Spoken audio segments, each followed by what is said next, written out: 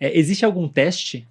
Eu vi que você tem linha de pesquisa sobre isso, tem Sim. artigos publicados sobre isso, e existe algum teste que as pessoas podem fazer? Eu não sei se o teste é algo que as pessoas podem elas mesmas fazer, Auto-aplicar. ou Uhum. tal, que é o que muita gente deve estar querendo, que está ouvindo, É. assistindo aqui, ou se não, pelo menos conversar com um profissional com quem eles estejam, um psicólogo, que eles estejam conversando. Uhum.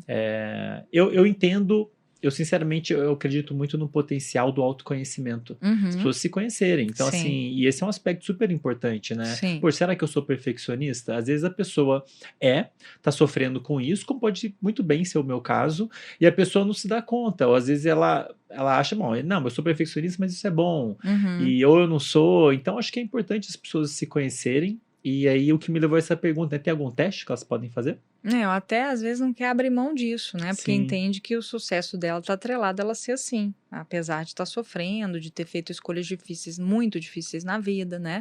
De deixar em segundo plano outros aspectos para hiperinvestir num domínio, num campo, numa área, né? Mas voltando para a questão do teste, existem escalas que são questionários, tá? São questionários de autorrelato, a pessoa falando sobre ela,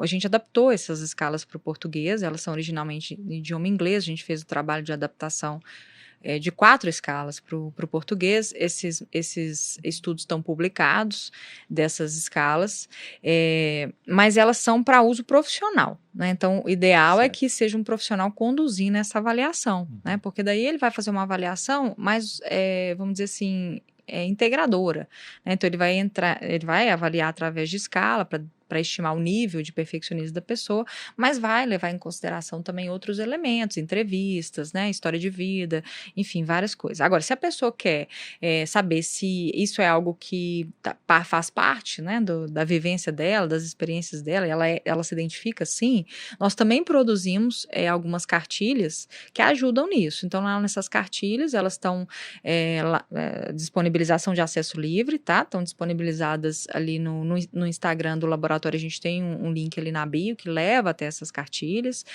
que a pessoa pode usar para autoconhecimento. A gente fez, inclusive, com esse objetivo. Então, a gente trabalhou com uma cartilha para adultos, então tem lá uma cartilha para adultos, e tem uma cartilha também que a gente fez para pais, para os pais tentarem entender se o seu filho, né, já está desenvolvendo alguma nível de perfeccionismo, né? Como contornar isso, como eles podem ter um estilo de criação talvez exigente, mas não perfeccionista, né?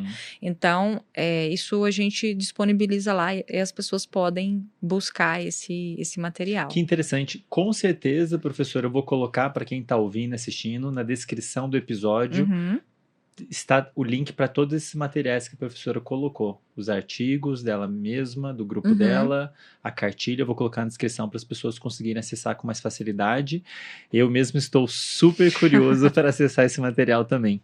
E muitos psicólogos acompanham esse podcast, então não sei quanto que eles estão familiarizados com esse tipo de avaliação, mas me parece uma avaliação super interessante para trazer para a prática clínica, né? Sim, e muitos, eu tenho alguns colegas, né, também, algumas pessoas me procuram em alguns cursos que eu dou, né, também, que eu ministro, eles têm feito uso dessas cartilhas no trabalho com pacientes, no contexto de consultório, e tem sido, eles me dizem que tem sido muito útil, tem ajudado muitas pessoas a se entenderem, porque é uma linguagem mais simples, uma linguagem acessível, né, então realmente tem esse foco psicoeducativo, né, Legal. ajuda a ampliar o autoconhecimento. Interessante.